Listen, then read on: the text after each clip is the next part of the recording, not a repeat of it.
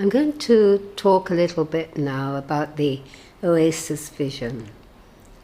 I'm going to talk in a very relaxed way, in a casual way, because I don't want to prepare what I have to say. I'd rather that it comes from the heart in a very easy, spontaneous way. This vision, for me, was a very strange experience at first. I'm the sort of person who can be quite logical, not skeptical, but certainly analytical. And when the vision happened, it happened in a rather mysterious way. It was a time when I was not too well, when I was forced to be indoors, and had quite a bit of time to be by myself. It came through in a very gentle way as an interior locution, which meant that I heard voices, and these voices were not coming from me or my subconscious. I felt quite sure of that. They were something outside of me. They took the persons of Jesus and Mary, and as a Catholic I could understand this.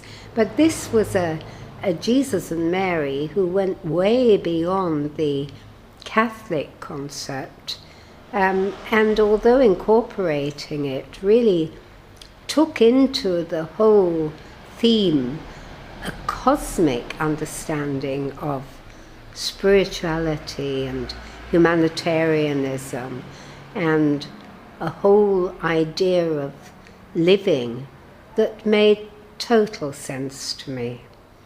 It was also so gentle and so loving, and although it was mysterious and for me a very unusual experience, I felt such a deep sense of peace and love and a sense of wholeness, completeness, a sense of being at rest with what was being said and knowing that it was really telling me something that I was searching for, something that I needed to know in my life, because at that time in my life I was really finding many things that weren't making sense.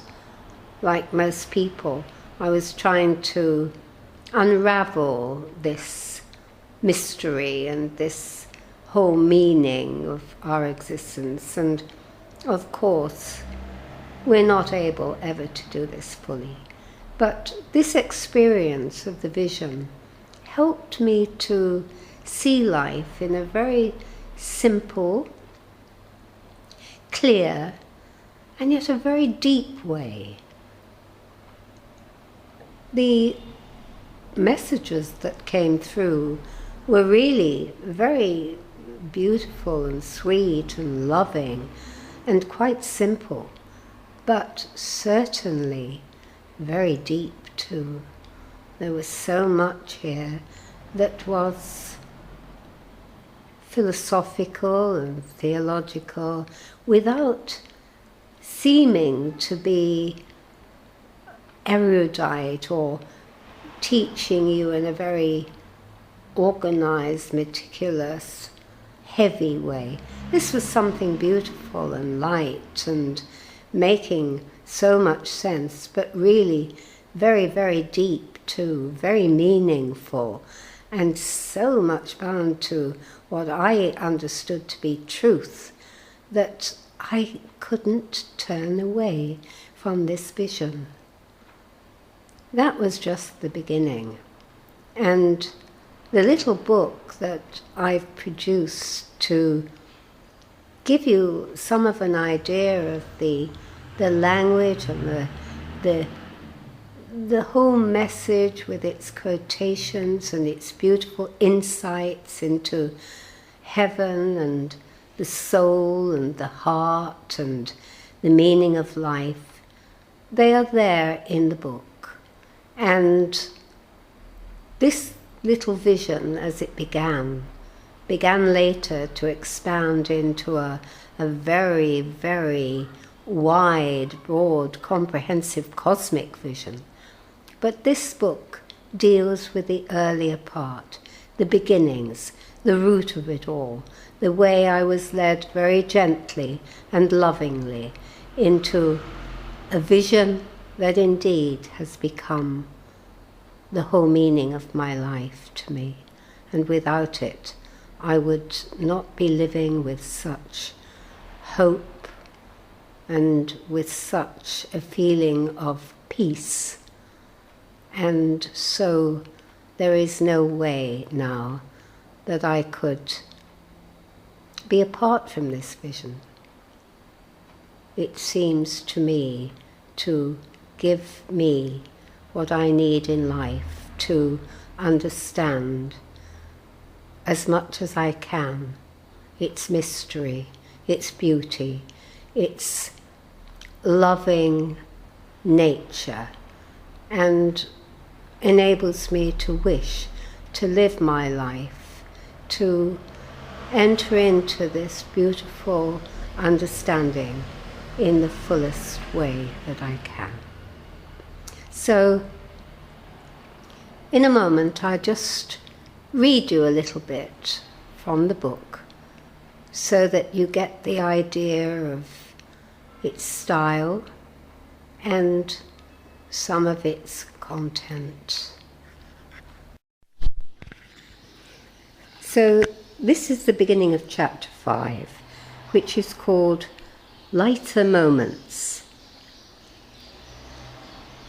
At times, when I was feeling overburdened by the whole experience, Jesus and Mary would be very light-hearted, almost frivolous. I welcomed these occasions for the relief they brought. I discovered that Mary's favourite bird is the thrush, that she loves yellow lilies while Jesus loves roses. In Nazareth, Jesus brought wild flowers to her and Joseph. She did weaving and painting. They gave concerts for friends. It was a delightfully happy home, full of light, love, and laughter. One evening, Jesus gave me a description of humour.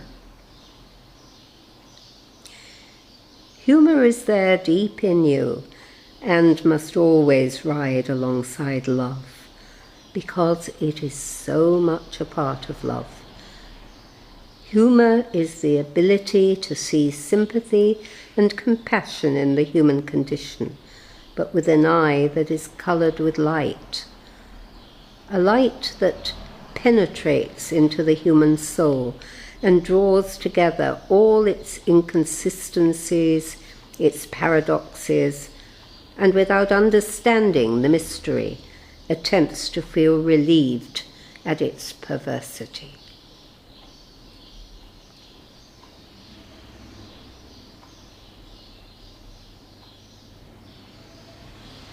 Later, I'll add some more difficult quotes, deeper quotes, and these need to be listened to separately so that you can take moments to reflect.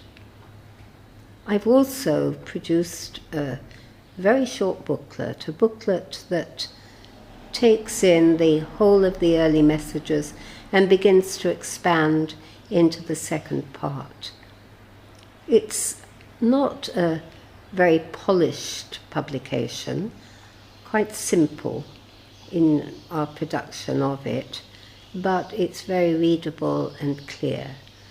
And you'll find it online now for sale.